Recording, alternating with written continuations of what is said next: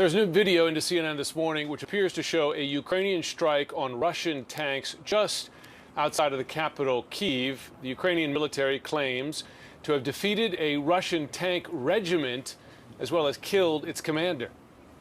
Ukrainian armed forces also sharing videos of the aftermath, which, as you can see, shows tanks on fire, destroyed there. Joining us now, retired U.S. Army Major General Paul Eaton, former commanding general of coalition military assistance training teams in Iraq. Good morning. It's good to have you back with us this morning. We'd like to start on that video, if we could. That long line of tanks that we see, which raises a couple of questions that Jim and I were talking about before the show. Not only whether this seems to be smart military planning or staging on the part of Russia, but it also illustrates where this is happening, and that is smack dab in the middle of a neighborhood, homes on either side. What is your take, General, on what we're seeing in that video? Well, I think we're seeing a structured ambush, and anytime you put tanks in an urban area, you've got to be surrounded with infantry, and dismounted infantry at best. And clearly, we had a tank commander taken by surprise by a well-orchestrated, well-executed ambush with anti-tank weapons. So that coupled with anything that you can deliver from helicopters or close air support would provide you the scenes that we've got right now.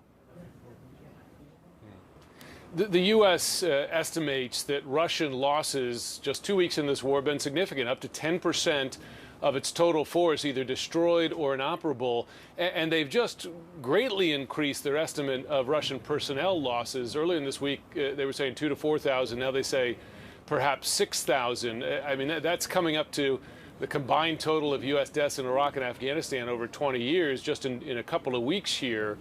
What is your assessment of the performance of the Russian military here so far?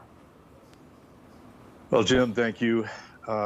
It's also approaching the half point of all losses by the Soviet Union in Afghanistan.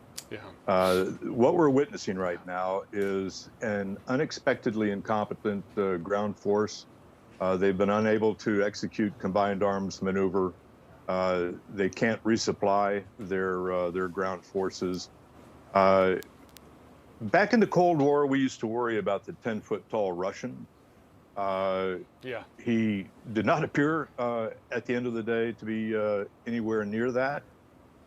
We've done it again, and the Russians have grossly underestimated their enemy. They have grossly underestimated the difficulty in maneuver in Ukraine, and we're seeing that play out on a daily basis. Yeah.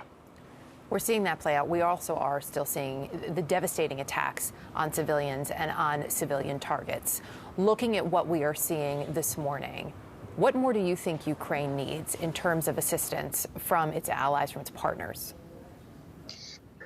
We need to continue to do what we're doing, and the Ukrainians who have spoken to us from vantage points in Ukraine are asking for more air defense and more anti-tank, anti-armored vehicle missiles. And so we've got to keep that pipeline of Stingers going in, pipeline of Javelin going in. We're doing the right thing. But what we could also do is provide. We used to talk about linkage with President Nixon and his advisor Kissinger. We need to provide a strategic distraction for Mr. Putin. Now, the folks in J5 on the Joint Staff would be far better served than I to lay that out. But we do have some options available to us that would not involve direct engagement with militaries, Russian and U.S. or NATO, but something to get Putin to take his eye off the ball, if that's at all possible, right here. Can you explain what a strategic distraction might look like? Are you talking about something in the cyber realm? It could be cyber. We're already working very hard on the economic front, on the diplomatic front. It could be diplomatic engagement with folks who are in a position to worry Mr. Putin. China, I think, is absolutely a diplomatic opportunity that we need to engage. Reinforcement of Polish ground forces, Baltic forces.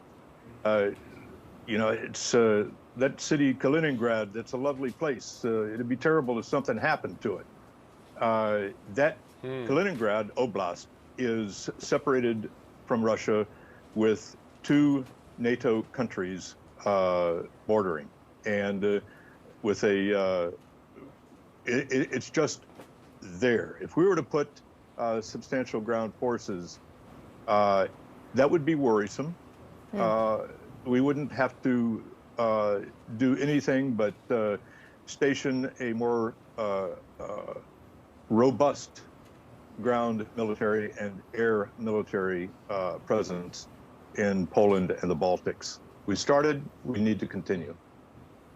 Major General Paul Eaton, always appreciate your insight. Thank you for being with us this morning. Thank you very much.